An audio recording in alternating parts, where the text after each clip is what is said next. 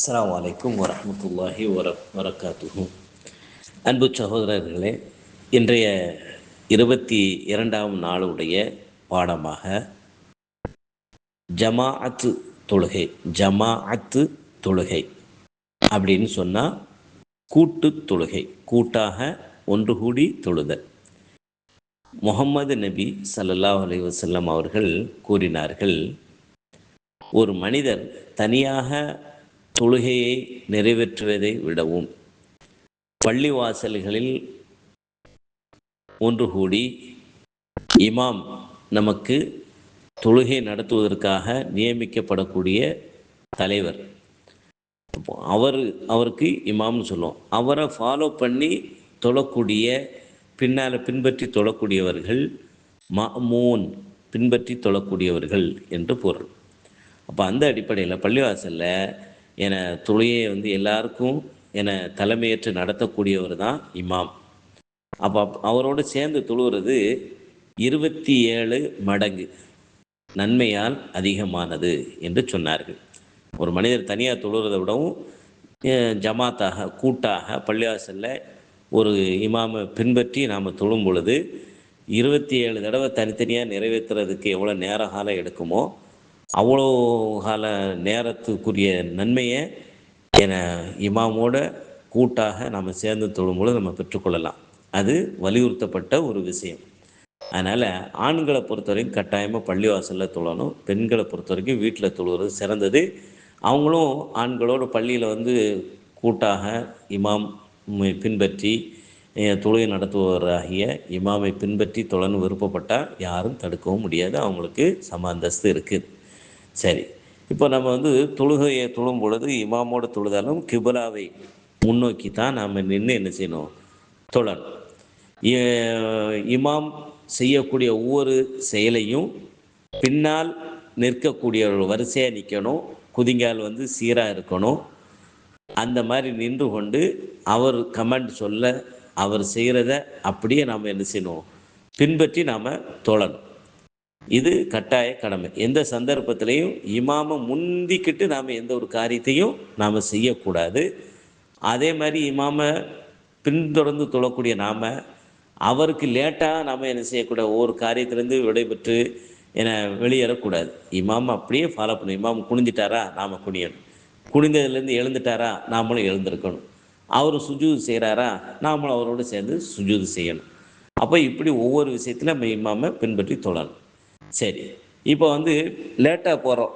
நாம் போகும்பொழுது அங்கே தொழுகை ஆரம்பிச்சிட்டாங்க. அப்போ நம்ம என்ன செய்யணும் அப்படின்னு சொன்னால், நாம் பள்ளிக்குள்ளே நுழைஞ்சோடனே இமாம் எந்த நிலையில் இருக்கிறாரோ, அவர் நின்ற நிலையில் இருந்தால், அல்லது குனிந்த நிலையில் இருந்தால், அல்லது சுஜூது மண்டிக்கிட்டு இருந்தார்னா, அல்லது நம்ம 2 ரக்காத்தினுடைய இடையில ஓதக்கூடிய அந்த முதல் அமர்வில் இருக்கிறாரு, எந்த நிலையில் இருந்தாலும் நாம் அல்லாஹ் அக்பர்னு சொல்லி நாம் அவர் இமாம் எந்த நிலையில் இருக்கிறாரோ அந்த பொசிஷனுக்கு, அந்த நிலைக்கு நாமளை ஆயிக்கிடணும். அவரோட நம்மளும் என்ன செய்யணும்? கூட்டாக தொழும்பொழுது அவர் என்ன செய்கிறாரோ அதுதான் நம்ம ஃபாலோ பண்ணணும். அப்போ நம்ம லேட்டாக போனவங்க இமாமை எந்த நிலையில் பார்க்குறோமோ அந்த நிலையில் அவர் என்ன செய்யணும்? அவரோட சேர்ந்து தொழணும்.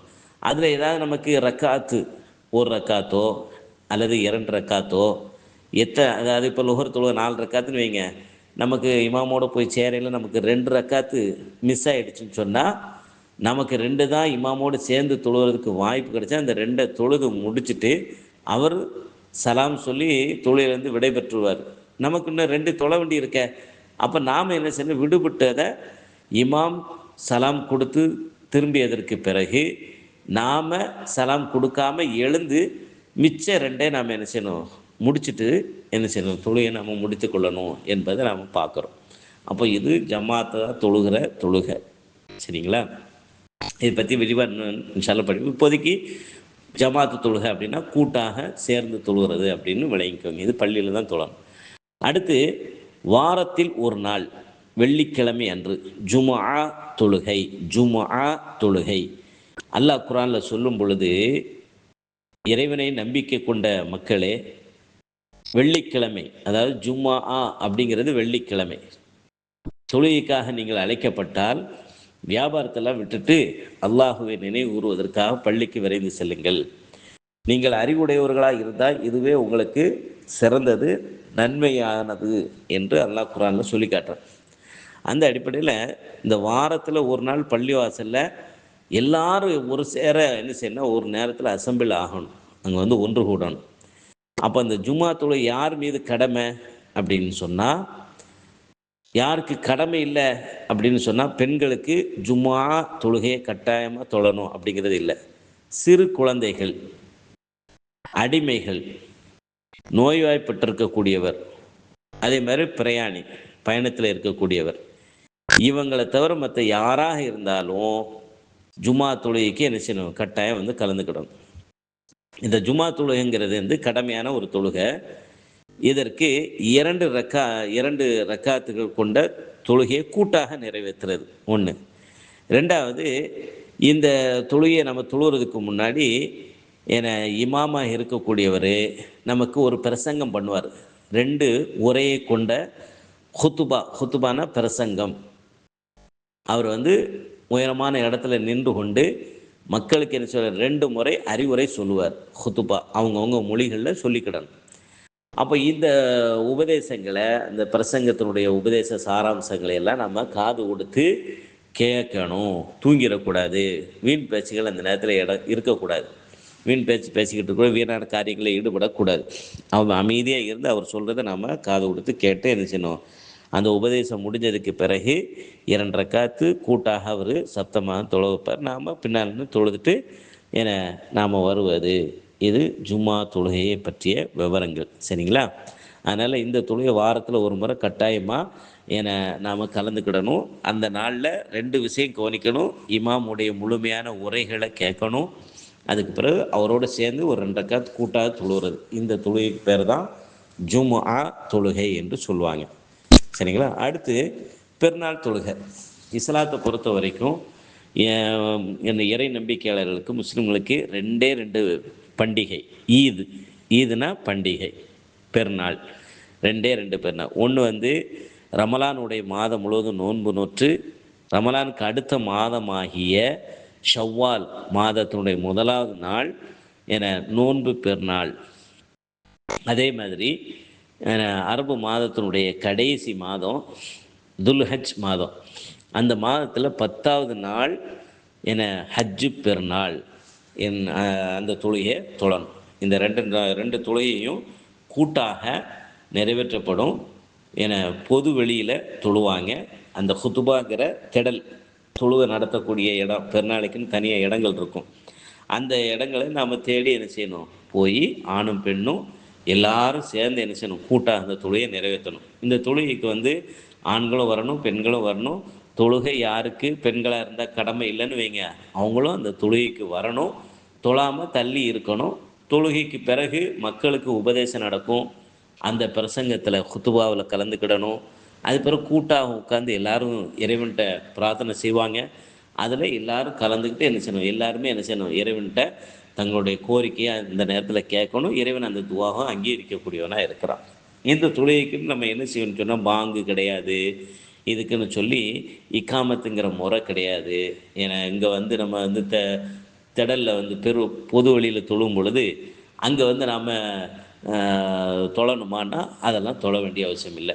நம்ம வீட்டிலேருந்து பெருநாள் தொழுகை, நோன்பு பெருநாள் தொழுகையாக இருந்தால் வீட்டில் ஏதாவது சாப்பிட்டுக்கிட்டு நம்ம வந்து திடலில் போய் தொழுதுட்டு உரை கேட்டுட்டு அந்த இடத்துல கூட்டாக எல்லா மக்களாக நாமளும் பிரார்த்தனை செஞ்சுட்டு அழகிய முறையில் கலைந்து வரணும்.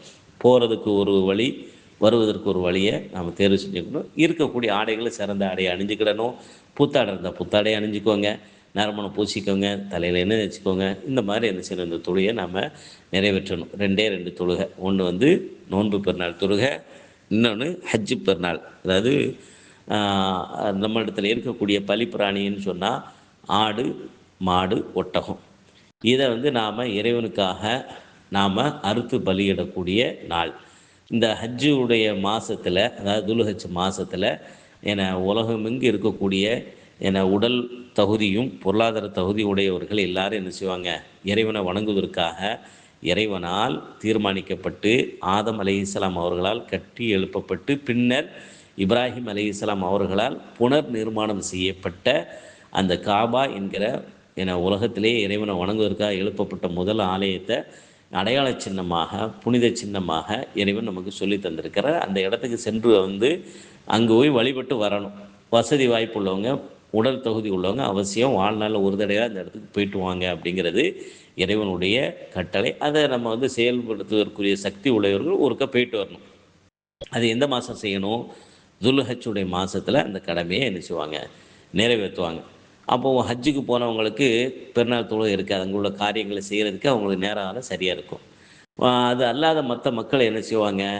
தங்களிடத்துல வசதி வாய்ப்பு இருந்ததுன்னா, நம்முடைய தேவைகள் போக வசதி வாய்ப்புகள் இருந்ததுன்னா, நாம் என்ன செய்யணும்னு சொன்னால், ஏழை எளிய மக்களுக்கு பயனுறு செய்கின்ற வகையில் நாம் நம்மள்ட்ட ஆடு கொடுக்க முடியும்னா, தனி ஒரு அழகாக ஆடு வாங்கி அறுத்து இறைவன் பெயரை சொல்லி பிஸ்மில்லாஹி அல்லாஹ் அக்பர் சொல்லி அறுத்து அதை நாமளும் சாப்பிட்டு மற்ற மக்களுக்கு கொடுக்கணும். அதே மாதிரி மாட்டில் 7 நபர்கள் அதிகபட்சமாக 3 பேர் சேர்ந்து கூட ஒரு மாடு கொடுக்கலாம், 5 பேர் சேர்ந்து கூட கொடுக்கலாம், 7 பேர் சேர்ந்து கூட ஒரு மாட்டை கொடுக்கலாம். அதுக்கு மேலே ஆள் சேர்க்கக்கூடாது. அப்போ 7 பேர் பங்குதாரர்களாக சேர்ந்து ஒரு மாட்டை விலை கொடுத்து வாங்கி குர்பானி கொடுத்து அதனுடைய இறைச்சிகளை அவங்களும் சாப்பிட்டுக்கிட்டு மற்றவங்களுக்கு கொடுக்கலாம். இது மாதிரி ஒட்டகத்தில் 10 பேருக்கு முகமது நபி சொன்னார், 7 பேர் சேர்ந்து கொடுக்கலாம், 10 பேர் சேர்ந்து கொடுக்கலாம். ஆக இவ்வாறு அந்த 2 பெருநாள் தொழிலையும் நாமும் சாப்பிட்டு மகிழ்ச்சியாக இருக்கணும், இல்லாத மக்களுக்கு கொடுத்து உதவணும் அப்படிங்கிறத ஒரு கான்செப்ட் அடிப்படையில் 2 பண்டிகைகள் சொல்லப்பட்டிருக்கு. இது வருடத்துக்கு 2 நாள் நமக்கு கூண்டு கூடி தொழக்கூடிய தொழுகை. இந்த அடிப்படையில் 3 தொழுகையை பற்றி நாம் இன்றைக்கி தெரிஞ்சிருக்கிறோம். இது விரிவாக வேறு ஒரு சந்தர்ப்பங்கள் நம்ம படிச்சுக்கிடலாம். இப்போதைக்கு இப்படியெல்லாம் ஒரு தொழுகை முறை இருக்குது அப்படிங்கிறத நாம் தெரிந்து கொண்டால் போதுமானது என்பதற்காக இந்த சிறிய விளக்கம் கொடுக்கப்பட்டு இருக்கிறது. இன்ஷா அல்லாஹ் நாளைய தினம் மற்றொரு தொழுகை முறைகளை பற்றிய விவரத்தோடு நாளைய தினம் பாகத்தை பார்ப்போம். அஸ்ஸலாமு அலைக்கும்.